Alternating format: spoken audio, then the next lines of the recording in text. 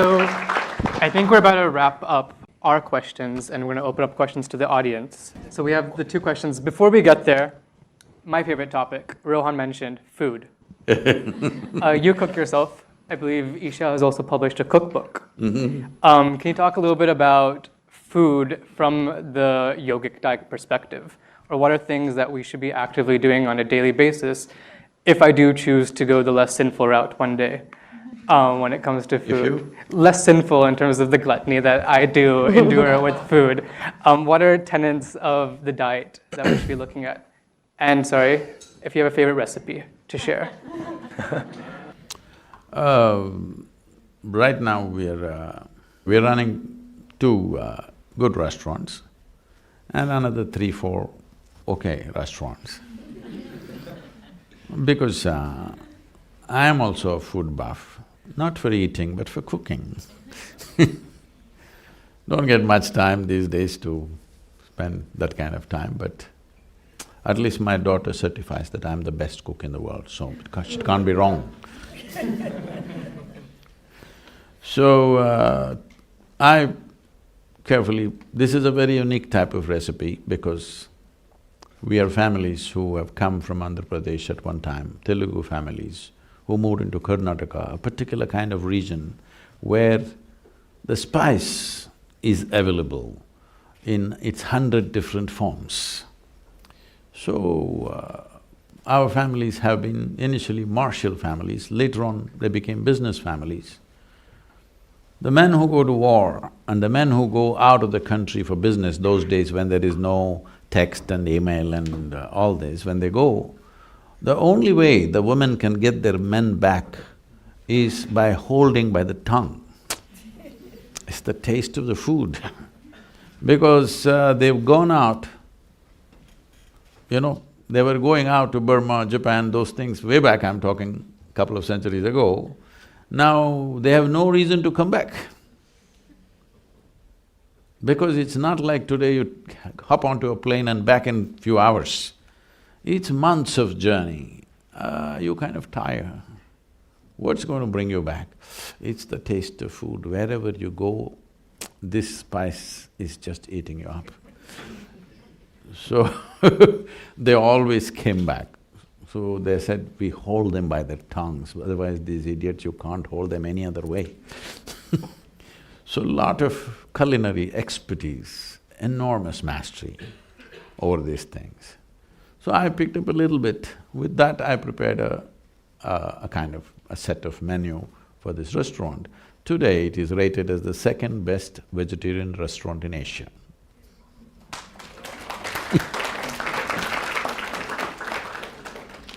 So if you happen to be in Chennai or Hyderabad, you must go and eat there.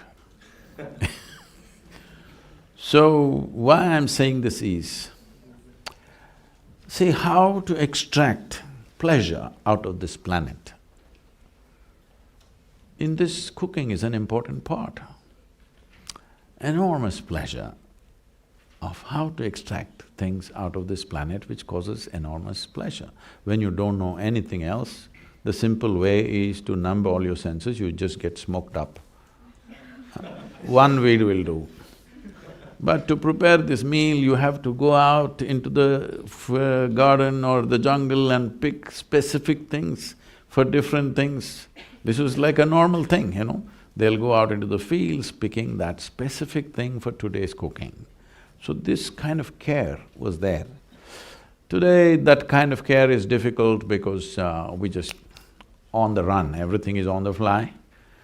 So that is not much done, but still it's hugely appreciated the moment people come in touch with it, that is there. So what kind of food? Two parts to the food. One is, after all, it's fuel for this body. So it should fit into the system well, that's important. Another thing is, it has to pass through the tongue. So we don't have to gulp it down, we want to enjoy it. Whichever way, when you're hungry, when you're really hungry, anything goes, isn't it? Hello? It's a question of survival. Let's say you've not eaten for 5 days, whatever the hell edible thing comes, it's great. But we've passed the stage, most of the people on this planet have passed the stage where survival is pretty well taken care of. Now, see, my mouth is watering because I'm thinking of my own cooking. I have not looked at your book yet. So, these are two different aspects, but the first is most fundamental and important. I will not go into the second because that's another matter. When you talk about food as fuel, food is not religion, let's understand this. Food is not a philosophy, should not become an ideology, it is just a fuel for this body. In what form and in what composition will it provide this body the best nourishment with least amount of trouble? That's the whole thing. So if you want to look at it like this, first of all, none of you are biology students, are you? No, just business. So if you look at the human system the way it is, in the animal kingdom, you can largely divide animals either as herbivores and carnivores. There are of course mixed, but largely so. If you look at the basic physical structure of these two kinds of creatures, you will see there's a fundamental difference in the way their body is constructed. Particularly the digestive system. When we say a digestive system, from the lip to the anal outlet, digestion is happening at various different levels. This is called as the alimentary canal.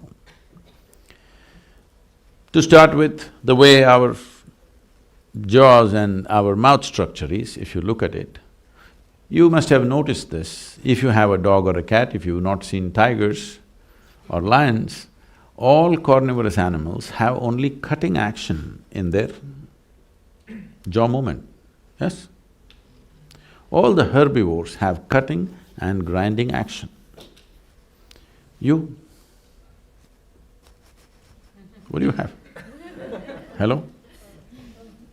You have both cutting and grinding action. Why is this so? Because there are certain enzymes in your saliva that digestion begins for you in your mouth, not in your stomach. The more the food stays in your mouth, the better your digestive process is. Now that you asked the yogic thing, in yoga, in some systems of yoga, I don't go by these things, but I want people to decide by the texture of the food how much you do this, but there are some systems of yoga, if you don't know how to chew, they say every mouthful you must chew 24 times. That is 24 times you must do this. If you do that, at least 30 to 40% of the digestion will happen in your mouth itself, already it's been prepared.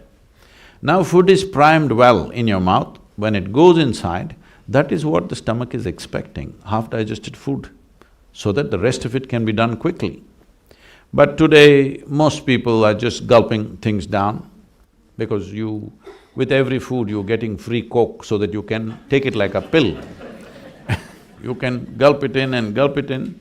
Now, the moment you put sugar in your mouth, these enzymes will not function. If you take any carbohydrate, let's say you take any grain, let's say you take rice and keep it in your mouth, you will see within 30 to 40 seconds it'll turn sweet because it makes carbohydrates into sugar right here. But if you put sugar in your mouth, immediately that system gets reversed and that process won't happen. So with your food, you're having some sugar-loaded drink, immediately this part of the digestive system is gone, you're not using it at all. So everything is on this. So this is being overloaded. It's not just an accident that 50% of the world's antacids are consumed in United States of America.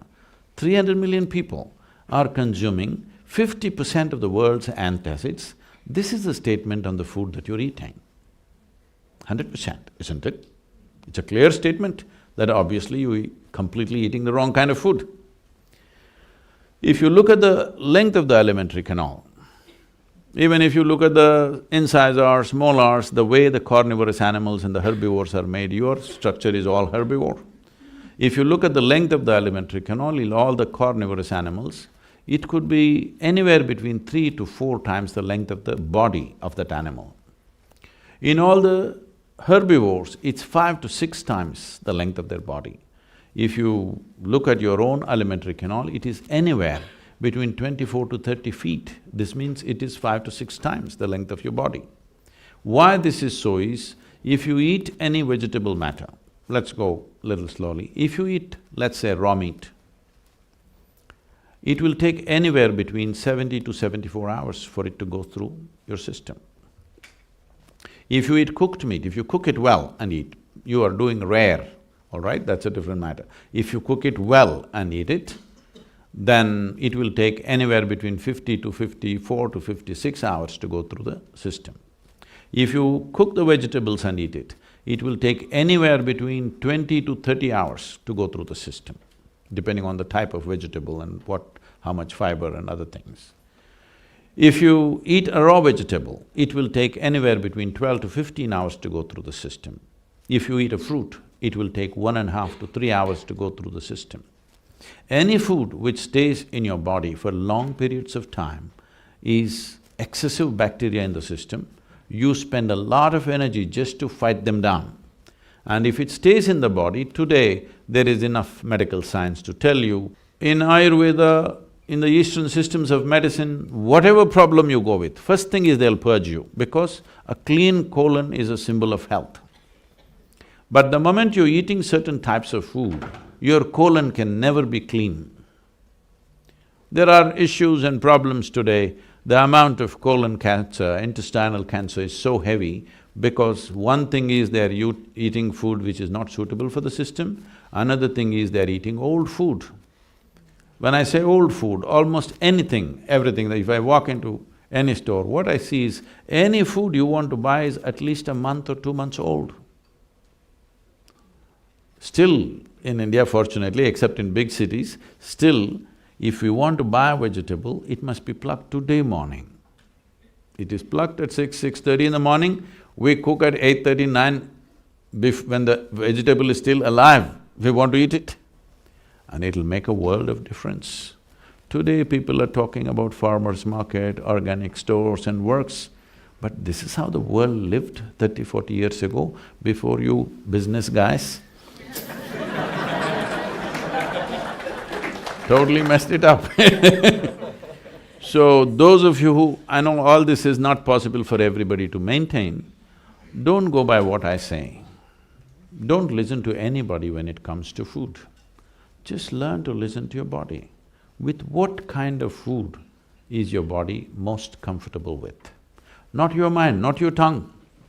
Your body should feel very comfortable. If your body is comfortable, one thing is, it'll bring down sleep quota.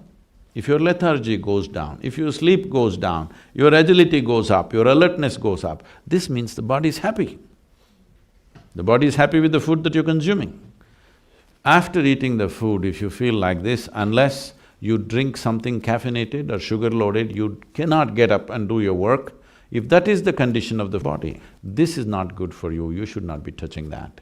I would say, instead of going by all kinds of prescriptions, there are simple ways that, not here but we could teach you, how to become alert to the food. If something appears on your plate, you must know whether this will go well with you or not. It's happened to me many times. I'm always with food, but I'm saying sometimes food is being laced with some poison or something. If it just comes before me, I just look at it and say, I'm not eating this, it's not good. Something is wrong with it, seriously. Simply because your body is capable of that. You just do one thing, throw something to your dog, not your pet dog, he's become like you. If you… a dog which is free, if it is free, Brooklyn, there's still some dogs free. Free dogs are there. They're hipster dogs, they got mustaches, you know. If you throw something to him, one sniff, he knows whether to eat it or not, isn't it? How come you don't know? You're supposed to… in the evolutionary thing, you have the most sensitive neurological system. If you look at the food, you must know how this food will behave within me. Based on that, you can shape the markets of tomorrow, the business people.